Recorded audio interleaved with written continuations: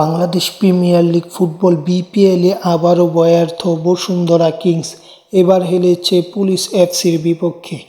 আজ পুলিশ এফসির বিপক্ষে বসুন্ধরা এরেনায় মাঠে নামে বাংলাদেশের জায়ান্ট ক্লাব বসুন্ধরা কিংস। তারা এই ম্যাচটা জিততে পারেনি। প্রথম অর্ধে গোলশূন্য ড্র নিয়ে বিরতিতে যায়। দুই দল বিরতি থেকে ফিরে রয়ের 50 মিনিটের গোলে এগিয়ে যায় পুলিশ। পরবর্তীতে কিংস বাহিনী এই গোল আর শুট করতে পারেনি এবং এই গোল শুট না করায় ম্যাচটি হেরে যায় এবং এই ম্যাচটি হেরে শিরোপা থেকে ছিটকে গেছে তারা।